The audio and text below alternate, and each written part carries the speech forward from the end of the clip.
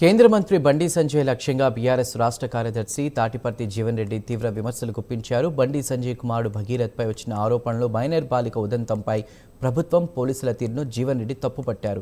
బండి సంజయ్ తనది సాంప్రదాయ పార్టీ అని, ధర్మం కోసం కట్టుబడిన పార్టీ అని చెప్పుకుంటారని, కానీ ఆయన కుటుంబ సభ్యులే ఒక ఆడబిడ్డకు అన్యాయం చేయడం సిగ్గుచేటన్నారు. బాధ్యతారాహిత్యంగా వ్యవహరిస్తున్న బండి సంజయ్కు నైతికంగా మంత్రి పదవిలో కొనసాగే హక్కు లేదని, వెంటనే రాజీనామా చేయాలని డిమాండ్ చేశారు.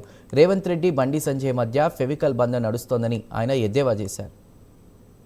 భారత ప్రధాని మోడీ గారు ఆడబిడ్డను సంరక్షించని చెప్తుంటే ఆయన మంత్రివర్గంలోనే సహాయ మంత్రిగా ఉన్నట్టు బండి సంజయ్ గారి కుమారుడు ఇలా భగీరథ్ గారు ఏదైతున్నదో ఆడబిడ్డ మానభంగానికి పాల్పడటం, ఇలా మోడీ గారు ఏదైతున్నదో అదే బండి సంజయ్ గారిని రాష్ట్ర ముఖ్యమంత్రి అంటే ఇలా హోంశాఖ ఆయన చేతిలో ఉన్నది. వాళ్ళు పక్కన కూర్చొని పెట్టుకొని మనం మాట్లాడడం చూస్తుంటే ఆశ్చర్యం కలుగుతుందని చెప్పట్టు నేను. అమ్మాయి ఎప్పుడైతే మైనర్ బాలిక అవుతుందో పోక్సో నీకు సాధారణ ఐపీసీ చట్టానికి అదనంగా పోక్సో వర్తిస్తుంది. ఇవాళ నేరస్తుడు ఏ విధమైనటువంటి నేరాలు చేశాడు అనేది పరిగణలోకి తీసుకొని ఆ సెక్షన్ల కింద కేసు నమోదు చేయాలి.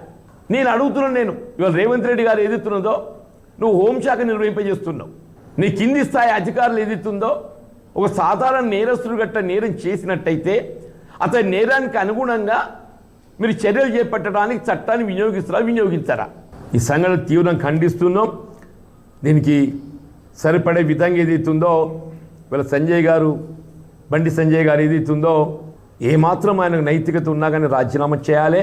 ఆ Pet Basheerabad station house officer ఎవరున్నా ఆ విచారణకు సంబంధించినటువంటి ఒక సెక్షన్లను నమోదు ఉద్దేశపూర్వకంగా ఏదైతుందో ఇవాళ తప్పుదో పట్టించింది కాబట్టి action has taken against that station house officer.